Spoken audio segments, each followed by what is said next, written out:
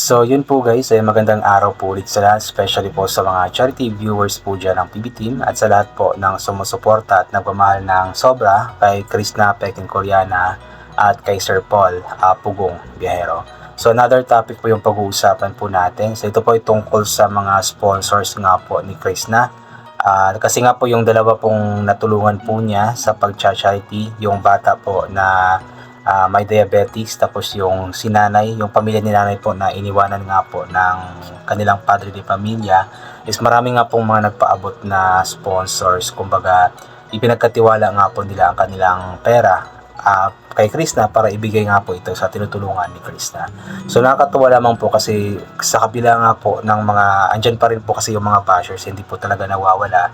Di ba nung nag-live nga po si MJ last time kasama si Krishna, sinabi nga po niya na talagang may mga nagko-comment po na pinagdududahan nga daw po sila pagdating nga po sa pera, na baka kupitin daw po nila yung pera kasi nga po maraming nagbigay sa kanilang pera.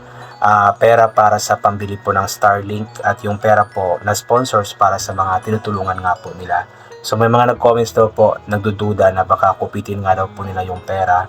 Pero sa kabila nga po ng ganoon, na mga comments, sa kabila nga po ng mga negative comments na ganoon na ganito ganyan, mga bashers na hindi talaga matigil-tigil ang kalokohan sa kanilang buhay, ay mas marami or kumbaga mas pinagkakatiwalaan pa rin po si Krishna ng mga sponsors at marami nga po nagpaabot ng pera po sa kanila. So inulit ko nga po, maliban nga po dun sa pera para sa kanilang Starlink na magagamit nga po nila sa bundok, ay nakalikom din po si Krishna or si MJ tsaka si Krishna po ng 16,050 pesos po para sa yung bata na may diabetes. Tapos I believe nasa 8,500 po yata yung para sa pamilya ni nanay na iniwanan nga po ng asawa. So imagine guys, alam kong hindi ganoon kalakihan po ito para sa iba, pero para sa akin, para sa iba is malaki na po ito, especially sa kay nanay, para sa bata napakalaki na po nitong tulong po para sa kanila. Since nakalikom po si Krishna ng ganoong pera, is patunay lamang po yun na marami pong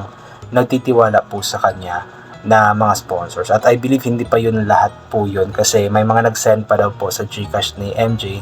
However, hindi nga daw po nila alam kung kanino galing or kung para saan, para kanino, ganito ganyan. So hindi mo na nila ibinigay o hindi mo na nila ni-release para makasigurado nga po sila na tama po yung paggagamitan po nila ng pera. O di ba? So, yung mga bashers po na iyan na nagdududa po is napaka-konti lamang po nila. Pero yung mga nagtitiwala nga po kay Chris at kay MJ is napakarami nga po. Especially yung mga sponsors. Talagang marami pong mga sponsors na nagtitiwala po sa kanila. At imagine guys, first two, charity pa lamang po nila ito. Pero may mga sponsors na po na nagpapaabot. So, how much more pa kaya sa mga susunod pang tutulungan po nila? Hoping na mas marami pa po ang magpapaabot ng tulong po para tuloy-tuloy po ang tulong nila sa mga kababayan po natin. At nagpapasalamat po tayo ng malaki po talaga sa mga sponsors na nagtitiwala po talaga kay Krishna at kay MJ. Kasi talagang alam naman po natin na yung mga pera nga po na ito is talagang pinaghirapan po nila. Dugot pawis po ang kanilang puhunan para lamang po talaga magkapera po sila ng ganito. Pero ipinagtitiwala nga po nila ang pera po na ito kay Krishna at kay MJ, na alam kasi nila na talagang may papaabot po nila ito sa mga taong nangangailangan po talaga ng tulong. Kaya napapasalamat ulit tayo ng malaki sa lahat ng mga sponsors po talaga. And of course, sana supportahan po natin always po yung mga ina-upload po na mga vlogs ni Krishna at ni MJ. Especially itong pag-charity po nila. Pansin ko yung mga charity yung mga charity vlogs po nila is medyo mababa lamang po yung views, which is yun po sana ang dapat may mataas na views po, kasi para makatulong din po sa mga tinutulungan po nila. Kaya hoping na support po natin itong ginagawa po nila Krishna at ni MJ. Kasi ang ginagawa lang naman po nila is kumbaga kung ano po yung nasa puso po nila. Kasi dati pa lang man, alam na po natin na gustong gusto po talaga ni Krishna na makapagpaabot po ng tulong sa mga kababayan po natin. At nabigyan nga po siya ng pagkakataon ngayon dahil nga po sa tulong ni Sir Paul Pugong Biyahero at sa mga sponsors ko. So nabigyan po siya ng pagkakataon na makatulong. So sana suportahan po natin itong advokasya nga po ni Krishna at maging ng advokasya po nila Sir Paul at ng buong PB Team na makapagpaabot ng tulong sa mga kababayan po natin. So ito, babasahin po natin yung ilan po sa mga komento.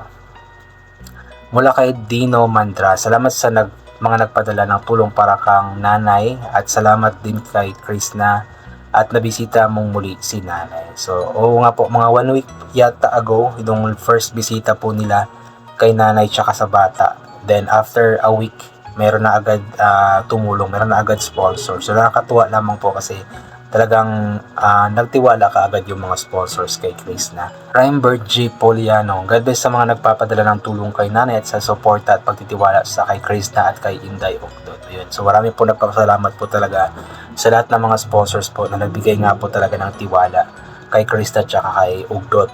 Even though yun nga may mga negative comments, mga bashing na pinagdududahan nga po sila na ganoon, ganito, ganyan. So hindi po natitinag po yung mga sponsors at alam po nila na talagang mapagkatiwalaan po si Chris na tsaka si Inday Ogdot.